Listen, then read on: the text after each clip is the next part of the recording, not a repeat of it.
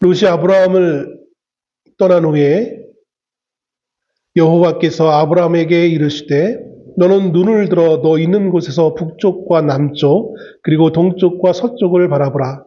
보이는 땅을 내가 너와 네 자손에게 주리니 영원히 이르리라. 내가 네 자손이 땅에 티끌 같게 하리니 사람이 땅에 티끌을 능히 셀 수 있을진데 네 자손도 세리라. 너는 일어나 그 땅을 종과 횡으로 돌아다녀보라. 내가 그것을 내게 주리라. 이 아브라함이 장막을 옮겨 헤브론에 있는 마물의 상수리 숲에 이르러 거주하며 거기서 여호와를 위하여 제단을 쌓았더라. 아멘.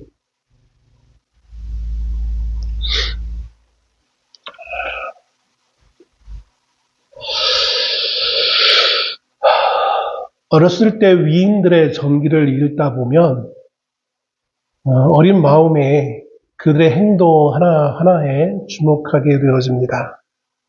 그리고 그 행동의 멋짐에 마음을 빼앗기도 합니다. 어떻게 저런 멋있는 행동을, 저런 승리를 이루었는지, 저런 성공을 이루었는지 그걸 보면서 부럽기도 하고 마음을 다잡기도 하겠지요. 그렇게 처음에는 주인공의 위인의 행동 하나하나에 초점을 맞추다가 어느덧 시간이 지나면서 그 행동 하나하나가 아닌 그 사람의 원인을, 그 행동의 원인에 대해서 생각을 하게 되어지는 것을 봅니다.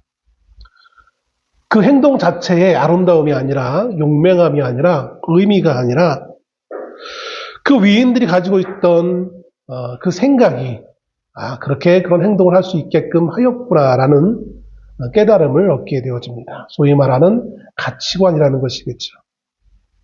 성경 속 인물들도 마찬가지입니다. 어떻게 그들은 그런 행동을 할 수 있었는가? 이에 대해서 사람들은 혹은 믿음의 사람들은 아주 간단하게 말합니다. 믿음 때문에, 믿음이 그렇게 하게끔 하였다라고 아주 쉽게 그 원인을 말하기도 합니다. 그럼 다시 질문을 던집니다. 어떻게 그 사람은 그런 믿음을 가질 수 있었겠는가? 그 행동이 믿음에서 나온 것이었다면 그 믿음은 어떻게 그 사람이 가지게 되어졌겠는가? 도대체 그에게는 어떻게 그런 믿음이 있어서 남들이 하지 못하는 그런 행동을 할 수 있게 하였는가? 그런 마음을 가지고 성경을 보다 보면 좀 다르게 성경을 볼 수밖에 없는 순간이 오게 되어지는 것을 봅니다. 로마서 1장 17절에 하나님이 이렇게 말씀하셨죠. 믿음에서 믿음으로, 복음에는 믿음에서 믿음으로 이르기에는 하나님의 한 의가 있음을 말씀해 줍니다. 성경에 나오는 인물들은 그 시대의 대다수의 사람들의 모습과 구별된 모습을 가지고 있습니다. 즉, 그들은 당시의 사람들과는 다른 가치관을 가지고 있었다는 것입니다. 성경에는 시대적으로 큰 가치관의 전환기를 맞이하는 세 번의 사건이 등장합니다. 첫째는 창조 사건입니다. 아무것도 없는 곳에 하나님이 이 물질 세계를 창조하시고 거기에 아담과 하와라는 한 사람을 살게 하십니다. 그리고 그들로부터 많은 후손들이 나오게 되어지죠. 이 창조의 사건을 시작으로 한동안 그 시대의 사람들은 너무나 한 가지의 가치관을 가질 수밖에 없었어요.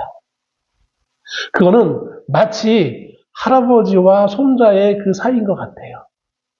뭔가 끈끈한 정이 있는, 너무나 당연한 거예요.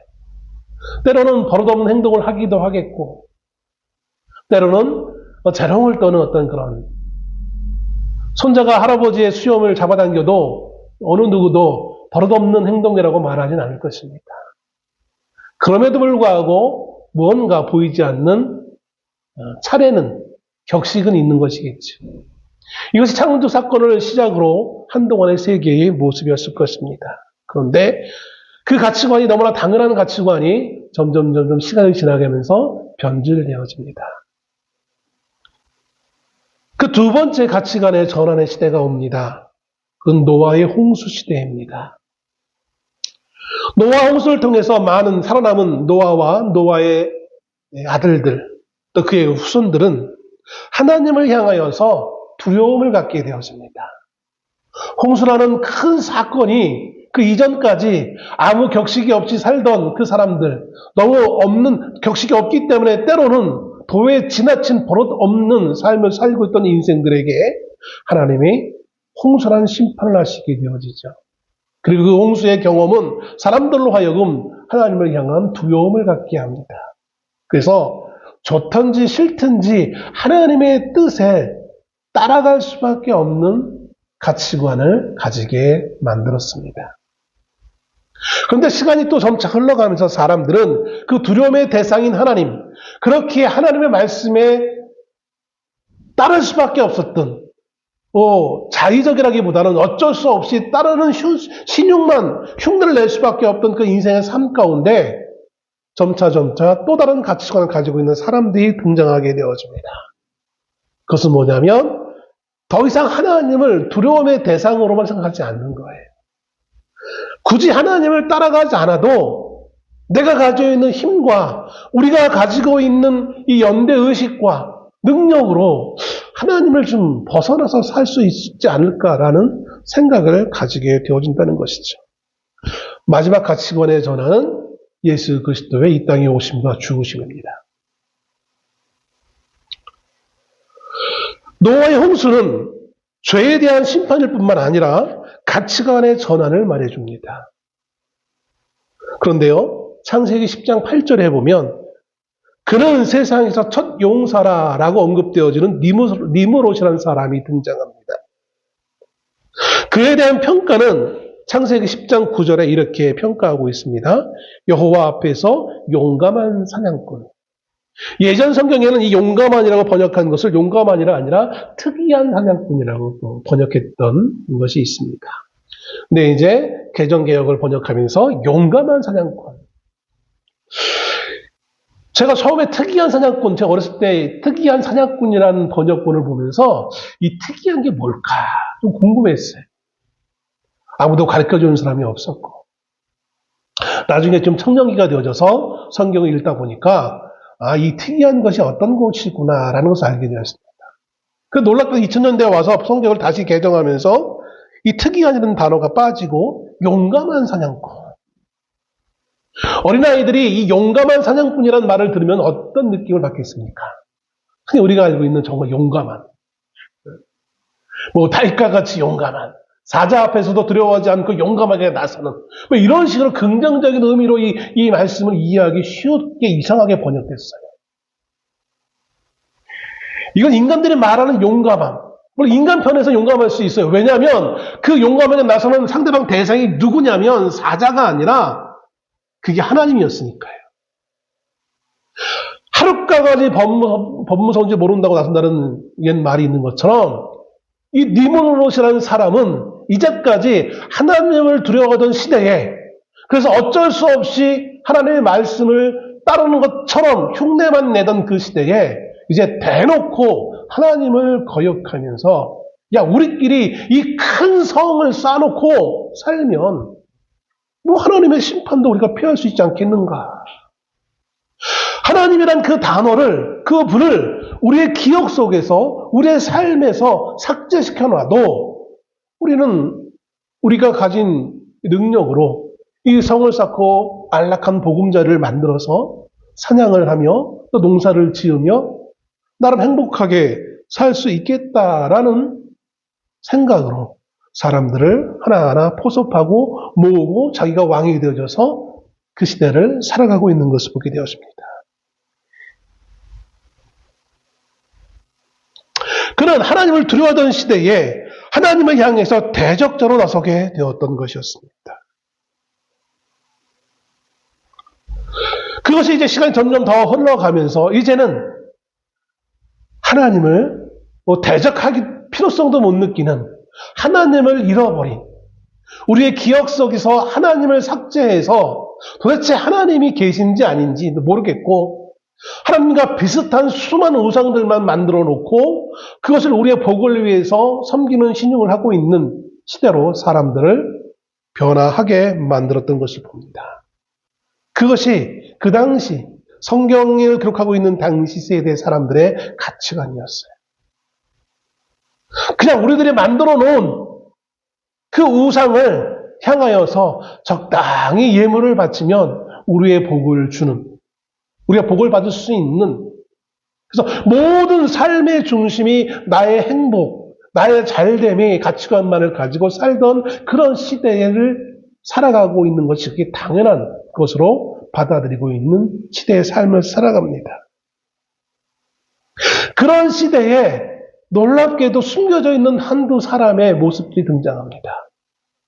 전반적인 시대의 가치관과 다른 가치관을 가지고 있는 사람들이 등장합니다. 그 대표적인 사람들이 성경 히브리 11장에는 믿음의 사람들로 명명되어져서 쭉 그 이름들이 언급되어지고 있는 것입니다. 세상의 가치관이 아니라 하나님을 향한 가치관이었습니다. 이들은 하나님 중심의 삶을 말하고 있는 사람들이었습니다. 그렇게 그들은 육신의 것을 포기합니다. 본문에 나와 있는 아브라함도 그런 사람이죠. 여기 아브라함의 등장은 대단히 큰 의미가 있습니다. 세상의 수많은 민족들 가운데 하나님 앞에 있는 아브라함이라는 단 한 사람, 그리고 그로부터 시작되어지는 이스라엘이라는 한 민족, 그들은 다른 가치관을 가진 사람들이었고 민족이었던 것입니다. 종래에 수많은 사람들, 수많은 민족이 있는데 그들이 가지고 있던 가치관과는 뭔가 다른 가치관을 가지고 살고 살아야만 했던 그 한 부류의 사람들을 하나님은 우리에게 예시로 보여주고 있는 겁니다. 그런데 어떻게 그들은 그럴 수 있었겠는가? 다른 모든 사람들이 오른쪽으로 가고 있을 때 왜 이들은 왼쪽으로 가야만 했는가? 다른 모든 사람들이 네모라고 하고 있는데 왜 이들은 동그라미 안에 있어야만 했는가? 어떻게 그럴 수 있었는가? 물론 그들이 있었던 그 동그라미도 네모에 가까운 동그라미였고 동그라미에 잠시 있었다가도 다시 도로 네모로 가는 그런 인생의 삶을 살았지만 어쨌든 그들의 근간에는 하나님을 향한 가치관을 가지고 있었다는 것은 분명 부인할 수 없는 것입니다. 단지 아브라함이었으니까 혹은 단지 이스라엘이었으니까 라고 하기에는 뭔가 이해할 수 없는 깊은 무언가가 있다는 것입니다. 어떻게 그럴 수 있었을까? 똑같은 사람인데, 똑같은 인성을 가지고 있는 사람인데 어떻게 저 사람만 특출나게 그럴 수 있었을까? 우리는 아브라함이라는 성경속의 인물을 비교할 수 없는 위대한 인물로 여기기도 합니다. 그러면서 어떤 실수도 하지 않은 사람으로 자꾸 착각하고 있는 경우도 있습니다. 그렇게 우리는 포장해 놓죠.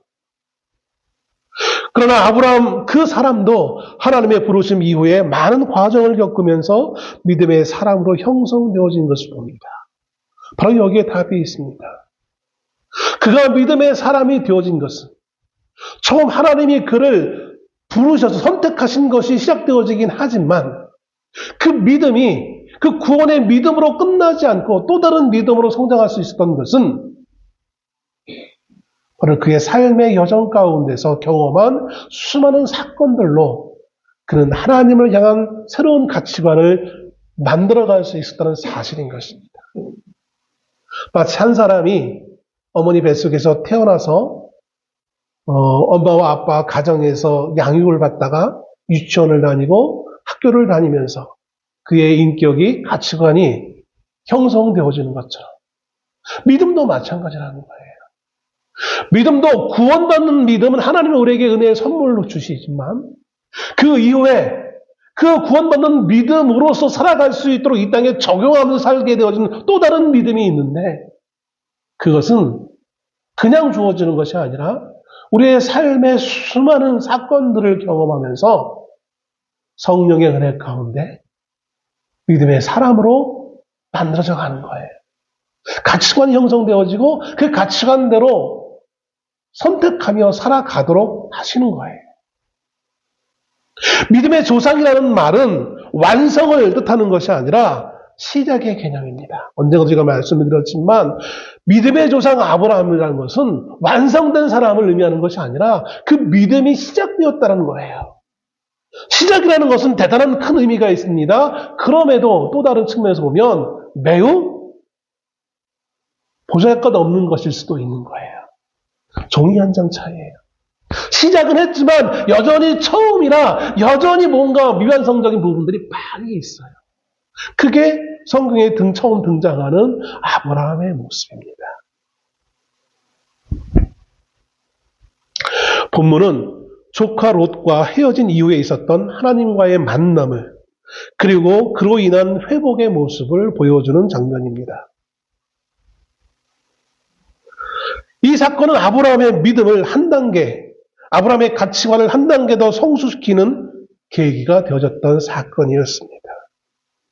창세기 12장 6절에 보면 세겜 땅 모래 상수리 나무에 이르러 하나님이 아브라함에게 나타나셔서 말씀하셨습니다. 그리고 아브라함은 그곳에서 제단을 쌓았다라고 기록합니다. 이 창세기 12장 6절에 있는 이 말씀은 아브라함이 고향 땅을 떠나 갈 바를 알지 못하고 하나님의 명령에 따라 그대로 여행을 하면서 마침내 약속의 땅인 이 가나안에 도착했을 때 하나님이 아브라함에게 나타났던 장면을 얘기하는 거예요. 이제 내가 고향에서 말했던 그 약속의 땅이 여기다라고 말씀하시는 거예요. 이 땅에서 너와 내 후손이 정착하고 여기에서 큰 민족을 이룰 것이다 라고 하나님 비로소 이 약속의 땅이 여기 이곳임을 언급해 주세요. 그리고 그것이 너무나 감격하고 감사해서 제단을 쌓았다라고 창세기 10장 6절에서 말씀하고 있는 거예요. 그런데 문제는 이후 12장 8절에 보니까 그 제단을 쌓았던 세겜 땅 모래 상수리 나무에서 이동을 해가지고 베델 동쪽 산 베델과 아이의 사이에서 역시 또 제단을 쌓고 여호와의 이름을 불렀다라고 기록합니다. 장소가 좀 남쪽으로 이동했죠. 그리고 나서 12장 말미에 보면 점점 아브라함이 남쪽으로 이동합니다. 나중에 어디까지 갑니까? 이스라엘 지도를 여러분 상상해 보시면 이스라엘 남쪽은 뭐가 있어요? 사막만 있죠. 그리고 조금 약간 서남쪽으로 가면 뭐가 있습니까? 오늘날의 이집트. 성경으로 보면 애굽이에요. 남쪽으로 점점 내려가다 보니까 어디까지 내려가게 되어집니까? 애굽까지 내려가는 거예요. 그럼 왜 내려갑니까? 하나님이 이것이 약속의 땅이라고 말씀하셨는데 왜 그러고 내려갑니까? 약속에도 불구하고 그의 상황이 여의치 않았어요. 기근으로 인하여서 먹고 살 수가 없었어요. 그래서 애굽으로 도피 행각으로 글로 내려가게 되었습니다. 그는 삶을 위해서 먹고 사는 삶을 위해서 애굽으로 내려갑니다. 하나님이 약속한 그 약속의 땅은 여전히 있지만 그곳에 있지만 그가 느끼는 그 환경의 조건으로 봤을 때는 그곳에 지금 당장 살 수 없었어요. 그래서 우리 옛말에 목구멍이 포도청이라고 어쩔 수 없이 애굽으로 갈 수밖에 없었어요. 마침 또 애굽에서는 그들을 환영합니다. 환영의 원인이 다른 데 있긴 있었지만 아무튼 애굽에서는 그들을 환영합니다. 괜찮을 것 같았어요. 그런데 그는 곧바로 위기를 맞습니다. 그의 모든 것을 심지어 그의 아내마저도 애굽 왕에게 빼앗길 위기를 맞이하게 되어집니다. 그럴 때 하나님은 그에게 역사하셔서 그를 그 애굽에서 건져내 주십니다. 하나님의 그 건짐을 통해서 다시 돌아와서 창세기 13장 3절 4절에 의하면 베델과 아이 사이 전에 장막쳤던 곳에 도착해서 여호와의 이름을 불렀다라고 다시 기록합니다. 12장 8절에서 여호와 이름을 불렀고 그 기근에서 벗어나서 다시 13장 3절 4절에서 또 여호와 이름을 불렀다. 성경에서 여호와 이름을 부른 것은 기본적으로 하나님을 예배하는 것을 말합니다. 오늘날 의미에서. 여호와의 이름을 불렀다, 제단을 쌓았다, 이거는 예배를 의미합니다. 그런데 이상한 것은 여기에서 이 베델과 아이 사이에서 여호와 이름을 불렀는데 그거를 해석하기를 성경은 이렇게 해석합니다. 이곳이 처음으로 제단을 쌓은 곳이라고 4절에서 말하고 있다는 거예요. 12장 8절에서 분명히 여호와 이름을 불렀어요. 근데 그것이 처음으로 제단을 쌓은 곳이래요. 13장에 보면. 여기에서 이상한 것이 있어요. 뭡니까? 12장 6절에 거기서 여호와 이름을 불렀잖아요. 이미 한번 제단을 쌓았잖아요. 사실 12장 8절에 있는 건 두 번째 제단이라고 할 수 있어요.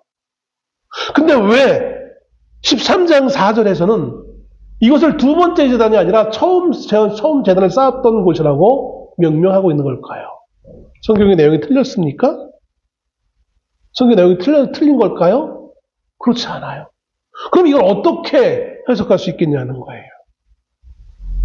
하나님을 향해 진정으로 예배를 위해 쌓았던 제단은 창세기 12장 8절에 있는 그 베델과 아이 사이에 있는 그 제단이 맞아요. 그러면 12장 6절에 있는 여호와 이름을 부르는 것은 뭡니까? 제단을 쌓은 것은 뭡니까? 그것은 하나님을 예배했다는 개념보다는 하나님이 그곳에 나타났다는 것에 대한 기념으로 표시를 한 행동에 불과했다는 거예요. 예배가 아니라 하나님이 이곳에 나타났었구나 나에게. 그걸 기념하는 것뿐이에요.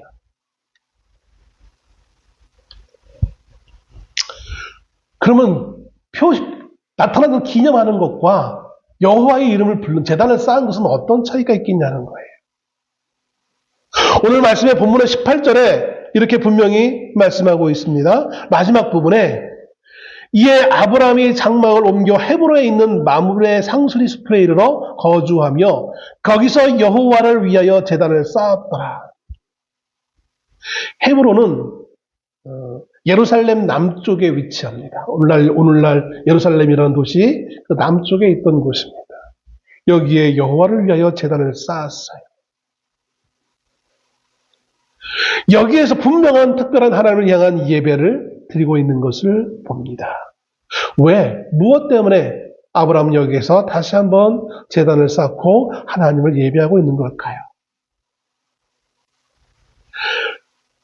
12장 6절에서 있었던 그 여호와 앞에 제단을 쌓았던 것과는 분명히 다른 의미의 제단입니다. 방금 말씀드렸듯이 12장 6절에서 처음 쌓았던 것은 하나님을 그냥 기념하는 것뿐이었어요. 물론 하나님을 기념함에 있어서 하나님을 향한 감사가 없었던 것은 아니에요. 예배가 없었던 것도 아닐 거예요. 분명한 예배고 감사였어요. 그런데 아브라함의 예배와 그 12장 6절에서 아브라함의 예배와 감사는 어떤 의미였느냐면 그 가지고 있는 짐승과 소유물이 풍부한 것에 대한 감사였어요. 그가 고향 땅을 떠나오면서 정처 없이 떠나오면서 미래에 대한 어떤 불투명한 그 상황 가운데서 출발했는데 마침내 하나님이 지정한 이 땅에 무사히 도착했고 그리고 여기에 많은 짐승이 줄어들기는커녕 오히려 많아졌고 그의 소유가 풍부한 것에 대한 감사였어요. 그리고 위기를 잘 이겨낼 수 있었던 넘어갈 수 있었던 것에 대한 감사였어요. 어떻게 보면 사실 그 감사는 당연한 감사 아니겠습니까?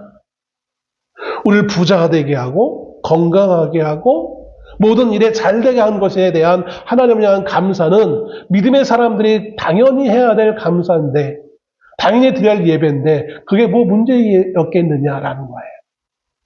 근데 여러분 한번 생각을 바꿔봅시다. 예수를 믿지 않아도요. 내가 부자가 되면 감사해요. 내가 우상을 섬겨도 내가 종교를 가지고 있어도 내가 부자가 되면 그 불교 절에 가서 감사 예물을 드려요. 세상의 모든 사람들은 다 나의 잘됨에 대해서 감사하는 마음이 표현을 안 해서 그렇지 다 있어요. 그것을 누군가에게 표현하든 표현하지 않든 간에 잘됨에 대한 감사와 기쁨과 행복의 모습이 있어요. 인간이라면 누구나 다 가지고 있는 거예요. 그건 하나님께만 특별히 드는 거 아니에요. 그가 처음 쌓았던 그 제단은 그런 의미에서 인간 보편적인 제단일 뿐이었어요. 그냥 하나님을 기념할 뿐인 것이지 거기에 무언가에 대한 특별함이 없었어요. 그런데 이제 오늘의 사건을 경험하면서 그는 무언가 새로운 것을 발견하게 되었습니다. 뭐를 발견하느냐? 그는 하나님을 발견합니다. 아니, 이제까지 하나님의 말씀에 따라 움직였는데 뭐 하나님 몰랐다 이제 발견합니까? 그래요. 그가 진정으로 하나님을 발견합니다.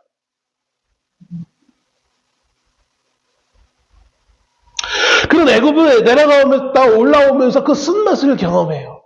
인생의 실패를 경험합니다. 여러분, 우리 사람들은 성공에서 얻는 교훈보다 실패를 통해서 얻는 교훈이 더 크다고 하잖아요.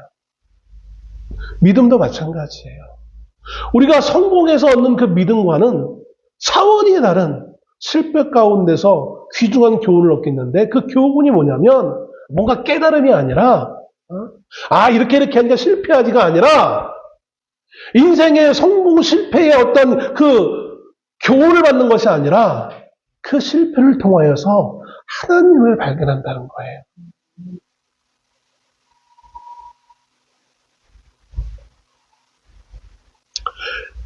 애굽에서 왔어요. 그런데 여전히 그는 아무 물질도 잃어버리지 않아요. 오히려 더 풍요로워져요. 우리는 그것을 하나님의 은혜라고 생각하겠죠. 하나님의 은혜는 생각하지만 그 은혜를 주신 하나님에 대해서는 우리가 생각하지 못할 경우가 더 많아요. 왜냐하면 그 풍요로움에 취한 나머지 풍요로움을 주신 그 하나님을 놓치는 경우가 많아요. 그러다가 현실의 풍요로움에 눈이 빼앗긴 삶을 살다가 그런 조카 롯과의 헤어짐의 상황을 경험하게 되었습니다.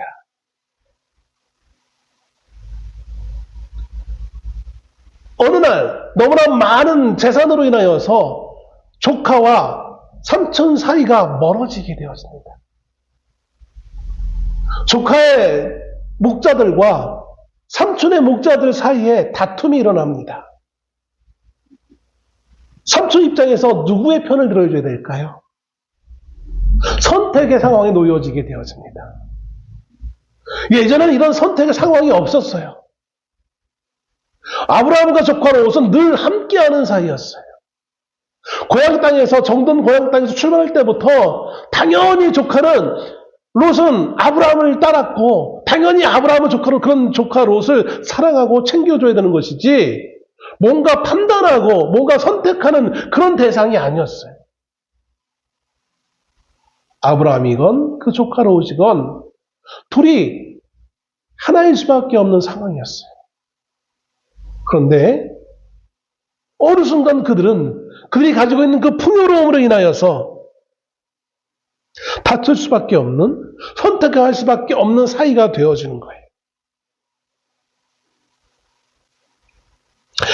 아브라함은 열심히 순종했어요. 열심히 살았어요. 무던히 애썼을 것입니다. 그런데 그 애씀이 사실 애씀으로 인하여서 좋은 결과가 나왔을 때 물론 우리는 행복하고 보람도 느끼기는 하겠지만 그의 애씀이 더 빛나는 것은 우리 믿음의 사람 입장에서 봤을 때에는 아브라함과 같이 실패를 맛봤을 때 그 애씀이 더 빛이 나게 되었습니다. 우리는 그 선택의 순간에 놓일 때가 참 많잖아요. 인생을 살다 보면. 그럼 우리는 이렇게 얘기합니다. 어떤 것을 선택하는 것이 하나님의 뜻입니까? 대개 믿음의 모습인 것 같이 얘기해요. 그런데 사실 아브라함의 입장에서는 애굽에 내려가는 것도 하나님의 뜻이었고요. 애굽에 내려가지 않는 것도 하나님의 뜻이었어요. 그게 뭐야? 어떡하려는 거예요? 애굽에 내려가지 않아도 지금 기근이 있는 그 땅에서 살아도 하나님은 아브라함과의 약속 때문에 그를 보존하시고 지키시고 인도하실 거라는 거예요. 애굽에 내려갔다고 해서 아브라함이 그 약속을 어겨서 아브라함을 이제 버릴 거야. 하나님 그러지 않아요. 애굽에 내려가지 않고 그 기근이 있는 그 땅에 살아도 하나님은 그 안에서 하나님의 뜻을 이뤄요. 그렇게 그것도 뭔가 의미 있는 삶이었을 거예요. 애굽에 내려가서 실패를 경험했어도 하나님 그 실패 가운데 앞서 언급했던 것처럼 하나님의 보호의 손길을 경험해서 올라올 수 있었어요. 그 실패를 통해서 하나님은 더 큰 하나님의 인도하심을 아브라함에게 깨우치게 하세요. 그래서 거기에는 인생 아브라함은 실패가 있을지 모르겠지만 하나님은 실패하신 분이 아니기에 더 큰 측면에서 봤을 때 아브라함의 애굽행은 불순종이라고 말하기도 좀 어긋나는. 그래서 애굽에 내려가지 않아도 애굽에 내려가도 하나님은 크게 문제가 되지 않는 거였어요. 애굽에서의 자기 실패를 통해서 아브라함은 하나님의 은혜의 손길을 발견하게 되었습니다. 그것이 또 하나님의 의도였어요. 그 애굽에 내려가지 않았다면 도시는 하나님의 손길을 그가 경험할 수 있었겠습니까? 물론 다른 측면에서 경험할 수 있었겠죠. 그러나 그 모든 것을 잃어버릴 그 위기 가운데에서 그 극적인 돌보심의 역사를 그는 알 수 없었을 거예요. 아, 하나님이 이렇게도 우리를 구원하시는구나를 알 수 있었던 거예요. 애굽에 내려가지 않은 것도 다른 측면으로 보면 애굽에 내려가지 않는 것도 자랑할 만한 것이 아니고요. 애굽에 내려가서 그렇게 은혜를 경험한 것도 자랑할 만한 것은 아니에요. 사실은. 오로지 우리가 자랑할 것은 뭐예요? 하나님밖에 자랑할 것이 없는 거예요. 근데 우리 인생들은 자꾸 하나님을 자랑하는 것이 아니라 내가 이렇게 했더니 이렇게 되더라. 내가 성공했더라. 혹은 내가 이렇게 실패했더니 하나님도 이렇게 성공하게 했더라. 전부 다 하나님이 아니라 내가 이것을 얻었더라. 내가 소유했더라. 이것을 자랑하고 있는 거예요. 하나님은 그것이 아니라 하나님을 발견하기 원하시는 거예요. 내가 성공하던, 내가 실패하던 그 모든 과정 가운데서, 인생의 모든 과정 가운데서 우리가 하나님을 발견하기를 원합니다. 그런데 아브라함이 그 하나님을 발견하는 거예요. 그래서 오늘 말씀에 18절에 여호와를 위하여 제단을 쌓은 거예요. 두 번째로 뭘 또 발견했냐면 하나님만을 발견해서는 안 돼요. 또 다른 발견함이 있어야 돼요. 그게 뭐냐면 나를 발견해. 나.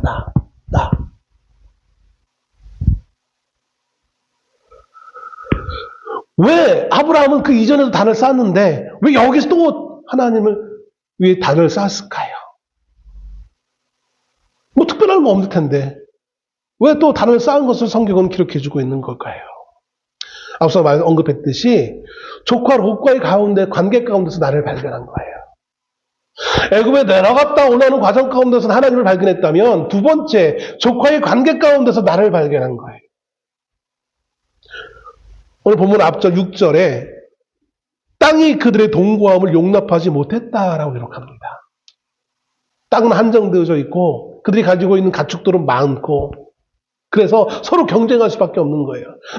내가 기르고 있는 이 양과 염소에게 풀을 먹이게 하려면 상대방보다 더 먼저 일찍 일어나서 들로 나가야 되고 더 좋은 꼴을 먹이기 위해서 더 힘겹게 일을 해야 돼요.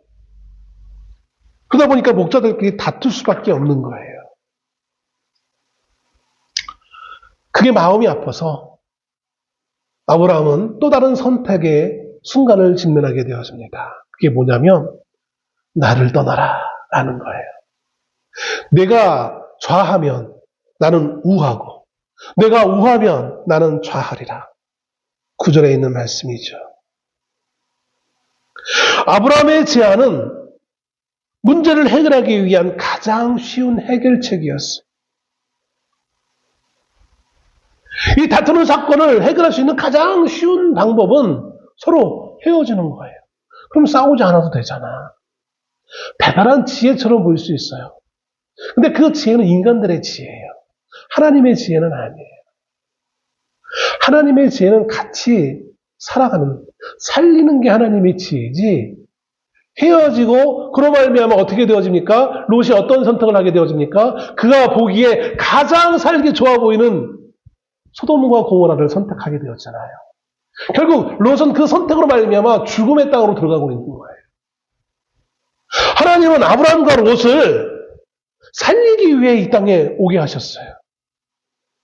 그 시대에 인간이 가지고 있던 서로 죽이고 죽이는 그 가치관을 살고 있던, 자기를 위해 살고 있는 그 가치관을 가지고 있던 그 시대에 하나님의 사람으로 살리는 사람이 되도록 하기 위해 그들을 선택하여서 이곳까지 오게 했어요. 물론 아브라함을 부르신 거고, 그 부르심에, 아브라함의 부르심에 아브라함은 조카인 롯까지 함께 연대해서 가기를 원했어요. 아브라함은 살리는 역할을 해야 될 사람이에요. 근데 조카가 죽음의 땅으로 가도록 어떻게 보면 충동질한 거예요. 무엇 때문에? 무엇 때문에? 내 재산 때문에. 내 재산을 지키기 위해서. 내 문제를 해결하기 위해서 네가 손해봐도 난 모르겠어. 내가 직접 네 걸 빼앗은 것이 아닌데 뭐 내가 한순간 눈만 감고 잠시만 참으면 모든 문제가 해결되잖아? 그 이후에 난 모르겠어. 그래서 그는 손시온을 제안을 하는 거예요. 뭐 이제 조카가 어느 때까지 내가 너를 돌봐야겠니? 이젠 너가 장성했으니 네가 알아서 네 길을 앞길을 살아라. 그건 세상적 가치관이에요. 그 죽음이 팽배해 있는 그 세상 가운데 하나님의 약속이 있는 그 아브라함이, 그 약속의 관계에 있던 그 아브라함이 함께 해야 될 조카 롯을 죽음의 땅으로 슬쩍 밀어낸 거예요. 그러면서 가장 인자한 사람처럼 야, 네가 먼저 선택해. 네가 보기에 좋은 거 선택하면 나는, 이 말은 그렇잖아요. 대단히 의로운 거예요. 어떻게 보면 세상적 가치관을 봤을 때는. 네가 먼저 선택해서 좋은 거 먼저 선택해. 그럼 나는 상대적으로 너보다 나쁜 땅에 갈 거잖아. 야, 삼촌이 저렇게 양보하네, 조카를 위해서. 세상은 그렇게 말할 수 있을 거예요. 세상은 그러면서 아브라함은 손바닥 치워주겠죠. 조카를 위해서 희생한 삼촌. 근데 그 배경이 사실은 눈에 보이기에는 그것이 에덴과 같은 곳이었지만 하나님은 그곳을 심판하시기 위해 준비하고 있던 곳이었는데 슬쩍 뭐 아브라함은 몰랐을 거 아니요. 몰랐겠죠. 물론 몰랐겠죠. 그런데 자기 곁을, 축복의 사람 옆을 떠나게 하는 것이 정말 그게 축복입니까? 아니잖아요. 모든 민족으로 복의 근원이 되게 해야 될 그 아브라함이 조카를 슬쩍 자기 곁에서 떠나게 만들었어요. 그리고 나서 가만히 생각해 보는 겁니다. 이제 오늘 본문의 말씀이 그런 거예요. 가만히 생각해보니까 이제 와서 후회하는 거예요. 지난 날을 돌아보니 나는 하나님의 은혜에 의해서 복받은 사람으로 부름받은 사람인데 내가 전에 그렇게 하나님이 원하지 않았던 것도 같았는데 나의 삶을 위해서 애국까지 내려갔다가 하나님의 손길에 의해서 내가 이곳에 다시 돌아왔는데 그 험난한 모든 과정을 함께했던 그 조카 롯을 내 욕심 때문에 또 정당한 이유를, 그걸 정당한 이유라고 포장해서 조카를 그렇게 밀어냈으니 이게 내가 어떤 존재인가라는 생각을 할 수밖에 없는 거예요. 그거는 아브라함이 인격적이라서 그런 것이 아니라 성령님께서 그에게 그렇게 역사하신 거예요. 여러분, 우리의 믿음의 사람들은요, 그 사람이 교양이 있고 학식이 있고 많이 배워서 똑똑해서 지혜로워서 그런 깨달음이 없겠거니 천만의 말씀이에요. 성령의 역사하심이에요. 성령의 역사하심. 믿음의 사람, 믿는 사람은 하나님께서 성령을 통해서 그를 부르셨기 때문에 늘 성령이 우리 안에 거주하십니다. 나는 못 느끼겠지만, 그래서 매우 자연스럽게 내 생각이 이렇게 생각했거니 생각하지만 그게 아니에요. 성령이 나를 돌아보게 하신 거예요. 그래서 내가 어떤 존재인지, 내가 얼마나 흉악한 자인지를 깨닫게 하시는 거예요. 내가 오늘 배부르고 내가 오늘 평안하면 즐거워 기뻐 아무 문제 없어 그렇게 웃다가도 조금 내가 어디 몸만이 조금 아프기만 하고 조금 뭔가 문제가 생기면 금세 또 언제 내가 그랬느냐 것처럼 쪼그라들고 자책하고 절망하고 고통스러워하는 그 인생의 모습. 내가 얼마나 하나님의 은혜 받은 자임에도 불구하고 인본적인 사람이 되어졌는지 아브라함은 슬슬 깨우치게 되었습니다.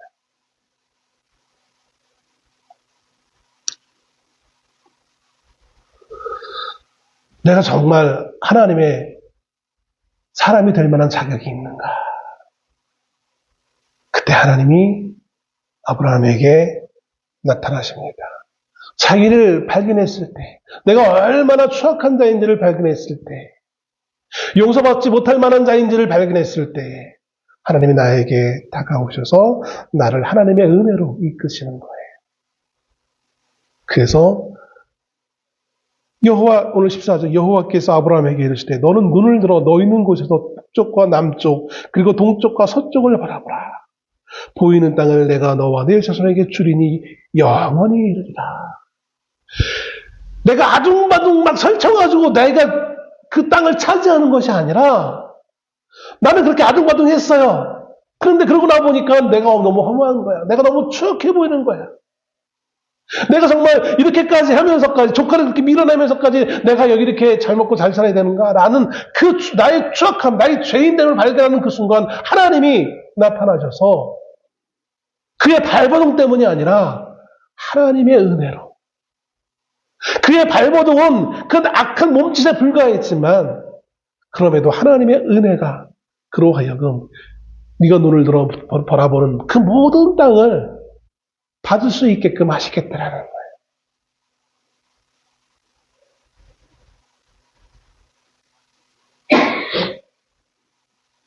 그래서 그 순간 나를 발견했던 그 아브라함의 모습 가운데 하나님 앞에 목 놓아 울 수밖에 없는 상황이 오게 되어진 것이죠. 그리고 그 상황은 또 다른 상황으로 이어지는데 그게 18절의 말씀인 거예요. 마므레 상수풀에 이르러 거주하며 거기서 여호와를 위하여 제단을 쌓았더라. 그래서 참된 하나님을 향한 제단을 쌓은 하나님을 향한 예배를 드리고 있는 거예요. 예배는 무엇입니까? 많은 사람들이 예배를 착각해요. 예배학자들이 수많은 논리를 가지고 예배는 뭐 축제다, 예배는 뭐 여러 가지 많은 것들을 결론을 내려요. 축제적 요소는 있을 수는 있겠어요. 그러나 예배의 근본적인 건 뭐냐면요. 하나님께 드림이에요. 드림. 뭘 드립니까? 구약에서 예배는 제사는 어떤 의미였습니까? 희생이에요. 제물을 하나님께 드리는 거예요. 피를 흘려 생명을 드리는 게 제단을 쌓는 거예요. 그게 예배예요. 하나님을 발견하고 그 하나님의 은혜로운 손길 아래 추악한 나를 구원하신 그 하나님께 은혜, 추악한 나를 하나님께서 받으셔서 나를 은혜로운 존재로 삼으시고 나를 그런 존재로 부르신 그 하나님의 은혜에 감사해서 드릴 거 없는 건 내 생명을 드리는 게 그게 예배인 거예요.